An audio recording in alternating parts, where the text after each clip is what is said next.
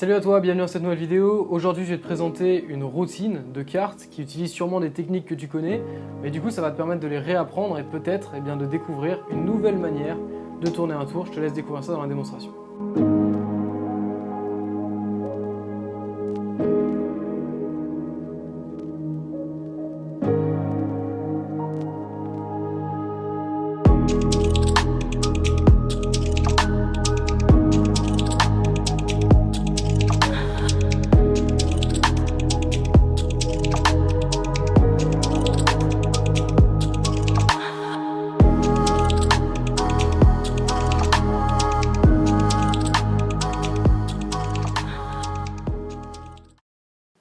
Ok, alors maintenant pour les explications, comment je réalise cette petite routine qui est très sympathique à faire et qui utilise des techniques que vous connaissez sûrement. Donc premièrement, on va partir sur une levée double. Alors pour la levée double, soit vous êtes débutant et du coup vous effeuillez les cartes comme ça et vous allez récupérer deux cartes pour faire votre levée double. Quand vous avez vos deux cartes, vous mettez votre petit doigt ici pour pouvoir préparer du coup vos deux cartes quand vous allez les sortir de cette manière. Soit vous avez vu ma vidéo où je vous explique la levée double et vous avez un niveau un petit peu plus important. Et là, vous allez pouvoir effeuiller avec votre petit doigt du coup les deux cartes et les sortir naturellement de cette manière pour faire votre levée double. Donc là, bien évidemment, j'ai deux cartes. Donc, vous allez toujours développer de la sensibilité à force de vous entraîner. Donc peut-être qu'au début, vous allez galérer à choper deux cartes. Et puis au bout d'un moment, vous allez faire ça avec votre doigt. Et vous saurez quand est-ce que vous avez deux cartes. Ça sera totalement automatique. Parce que vous allez développer de la sensibilité dans le pouce. Exactement la même chose pour le petit doigt. Vous allez développer de la sensibilité dans le petit doigt. Et vous saurez quand est-ce que vous avez deux cartes, quand est-ce que vous avez trois cartes, etc. Donc on effectue une levée double. Premièrement, on peut aussi demander au spectateur de choisir une carte. Donc le spectateur peut choisir une carte de manière aléatoire. Il choisit sa carte. Pendant qu'il regarde sa carte, on va effectuer ce petit mouvement-là. On va céder soit de son ventre, soit de son pantalon, soit de la table, soit on peut le faire à une seule main. On va retourner une carte ici. Je vais poser la carte du spectateur sur le jeu et je vais retourner la carte, ce qui donne du coup l'impression au spectateur que quand je pose la carte ici, je pose sa carte alors qu'au final, j'ai posé une autre carte. Et la carte du spectateur est restée sur le dessus et on peut faire le même tour. Donc en admettons qu'on est dans cette situation où on a fait choisir une carte au spectateur. Le spectateur, du coup, a posé sa carte sur le jeu, donc sa carte était là. Nous, on a retourné une carte pendant qu'il était en train de regarder sa carte. On pose, bien évidemment, on courbe le jeu de cette manière pour pas qu'il voit qu'il y a une carte qui est révélée ici. On pose sa carte sur le jeu. Donc normalement, le pli de la carte va prendre le pli de l'autre carte au même moment, donc ça sera beaucoup plus simple de prendre la levée double. À ce moment-là, je vais pouvoir, du coup, prendre les deux cartes du spectateur. Donc toujours, le jeu à la verticale, et je pose les deux cartes comme une page de livre, comme ça, délicatement avec mon doigt.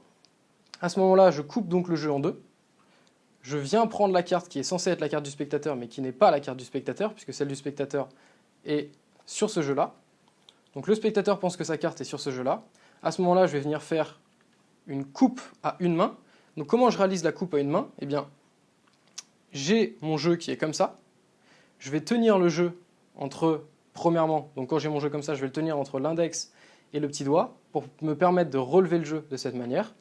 Ici, j'ai mon pouce. Et avec mon pouce, je vais courber le jeu et je vais lâcher une partie du jeu, à peu près la moitié. Donc forcément, vous allez galérer au début, c'est totalement normal si vous n'avez jamais fait de coupe à une main, surtout si vous le faites avec uniquement la moitié du jeu. Mais au bout d'un moment, vous y arriverez, vous avez juste à suivre les étapes que je vous donne. Donc on tient le jeu comme ça, auriculaire, index, je tiens avec mon pouce, je remets mes doigts ici, je lâche une partie du jeu, et là, c'est mon index qui va venir pousser ici les cartes. Donc ce qui se passe, c'est ça. Mon index vient pousser les cartes à ce niveau-là. Hop. Quand j'arrive, du coup, à l'endroit où les cartes font une sorte de triangle, je vais étendre mes doigts ici. En étendant mes doigts, je vais pouvoir laisser tomber, du coup, la partie supérieure du jeu en dessous et rabattre avec mes mains. Donc on a le jeu dans la main, on l'attrape comme ça, auriculaire, index, on a le pouce de cette manière, et on va tout simplement laisser tomber la moitié du jeu, pousser avec l'index. Au moment où j'arrive à ce niveau-là, j'étends mes doigts et je referme par-dessus. Donc le spectateur pense maintenant que sa carte est à peu près au milieu du jeu, et là nous on va arriver et on va effeuiller les cartes. Donc comment on effeuille les cartes? On tient le jeu entre pouce majeur et annulaire, et on va effectuer une courbe avec l'index, et on va lâcher, on va pousser de plus en plus fort avec l'index, et lâcher légèrement le pouce, le majeur et l'annulaire de la main. Donc c'est très difficile à faire lentement, mais en gros, on pousse avec l'index et quand on pousse, on lâche légèrement le pouce, le majeur et l'annulaire. Et donc la dernière carte qui va rester, c'est la carte du spectateur ou la carte que vous avez vous-même choisie au départ. Donc on a le jeu, le spectateur pense que sa carte est au milieu du jeu. Je vais donc effeuiller les cartes, donc je tiens mon jeu de cette manière, je pousse avec l'index, et bien évidemment si vos cartes sont un petit peu vieilles, eh bien ça va tomber en petit tas. Si vos cartes sont plus neuves, eh bien, elles seront moins collées, c'est pour ça qu'elles glissent plus aussi, c'est normal. Donc ça va tomber, les cartes vont tomber une par une et ça sera beaucoup plus fluide. Donc là, pour ma part, les cartes sont un petit peu vieilles, donc forcément ça tombe en petit tas.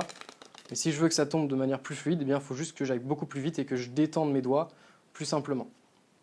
Donc je suis comme ça, j'arrive avec mon jeu et j'effeuille les cartes. Quand j'arrive au niveau de la dernière carte, ce que je fais pour effectuer la révélation, donc je vais plier ma carte, pouce, comme je suis déjà en fait dans une dynamique où je pousse avec mon index et que le jeu est courbé de cette manière, eh bien ça va être très simple de plier la dernière carte comme ça avec mon pouce majeur et annulaire, de venir insérer mon index ici, donc je mets mon index ici, j'effectue une pression avec mon index et mon majeur, et je lâche mon pouce, ce qui crée une révélation instantanée de la carte du spectateur, et là il ne comprend plus rien à ce qui s'est passé. Voilà du coup pour les explications de ce tour, j'espère que ça vous aura plu, c'est une petite routine que je trouvais sympa à vous présenter. Si vous voulez découvrir, eh bien, 3 tours de magie qui sont professionnels, faciles et impressionnants, comme d'habitude vous avez un petit lien dans la description, vous rentrez votre email et pendant 3 jours, eh bien, je vous envoie automatiquement 3 tours qui sont pro, faciles et impressionnants. Quant à moi, je vous dis à très bientôt pour un prochain tour de magie. Salut!